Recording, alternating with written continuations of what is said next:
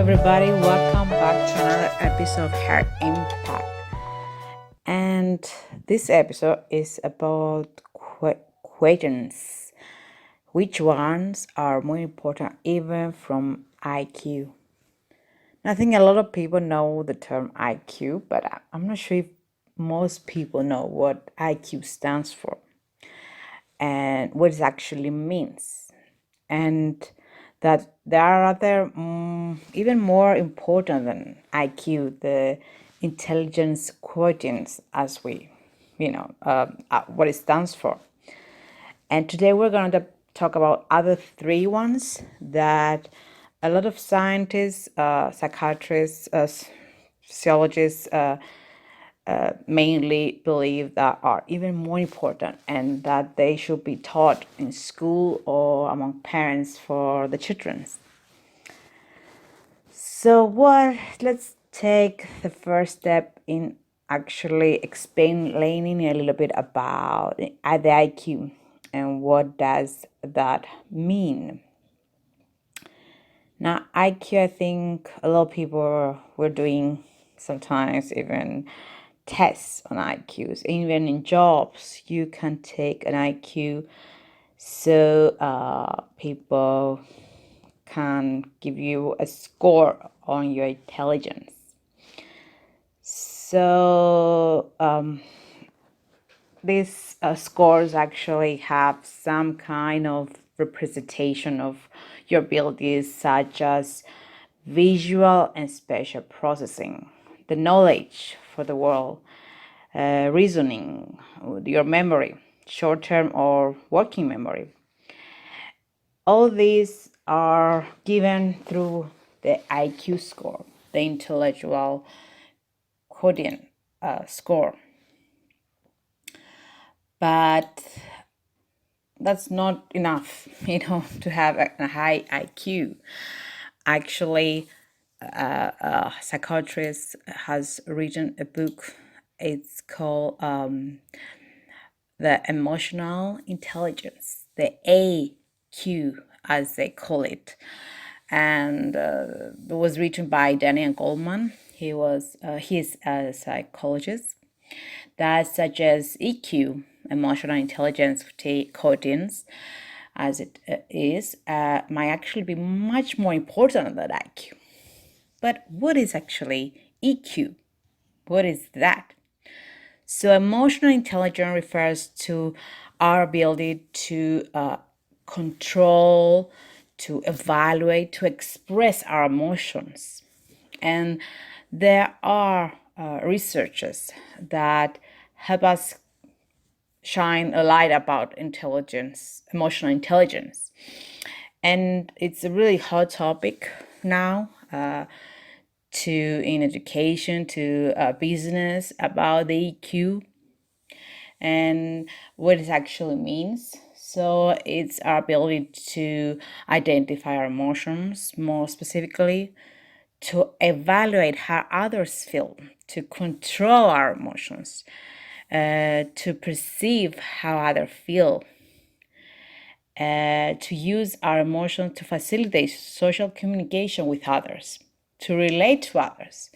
So in the term emotional intelligence, the EQ, as we call it now, is kind of give a sense of our empathy, our connection to others, our empathy to others, to everybody else around us except ourselves.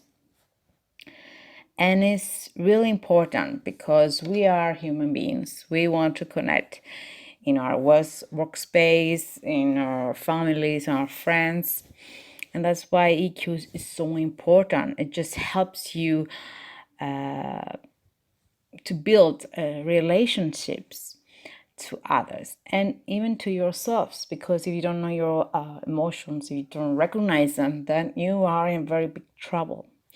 And I think this comes to your mental health. If you are working like I do with your mental health and to find peace in yourself, if you cannot do that, if you don't value your EQ, if you're not trying to build it, and if you're not have done it ever, then any day now it's important for you to work on it. And that's why it's so important. Now from school, we are building our EQs. That's our main focus, to just get information and highlight intellectual, just knowing facts and working our brains on the IQ.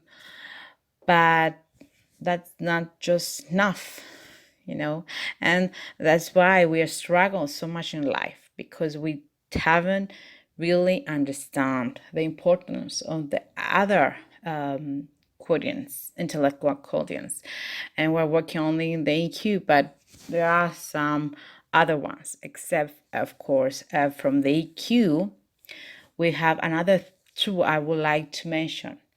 If you look for, there are a lot of more quotes out there you can find out, but I am focusing on these three because I believe they are important. I've read about them and I think that is so important for our mental health.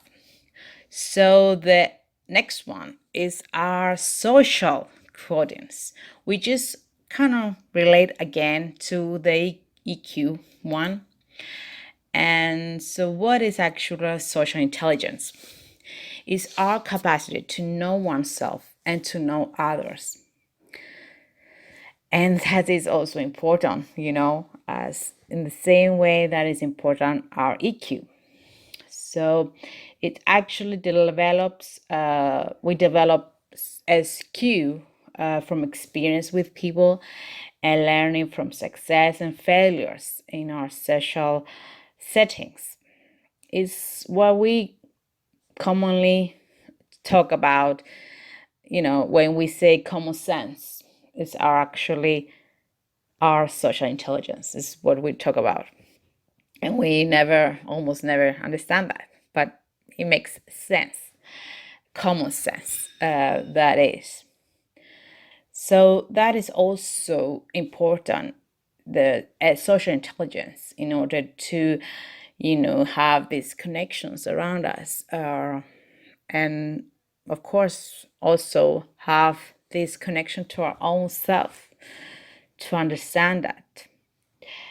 So it's actually a measurement of self and social awareness. There's a Q. It evolves about social beliefs and attitudes. It's a capacity to manage complex social change.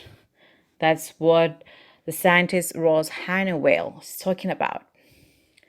Another scientist, Nicholas Humphrey, believes that in social intelligence rather than quantitative intelligence, by defines who we are as humans. So that is also important. Another definition is the ability to understand and manage people, to act wisely in human relations. So actually building the relationships around us, we need some kind of social intelligence to do that. And there's another intelligence we need to, except from emotional one that we talked about before, is also important to develop that in schools and, when we are children, before we grow up, and we need all these cues to help us in our life. Now, the final one I want to talk about is actually my own favorite, because I think that's the one I struggled the most to develop, and it's called the adversity quotients.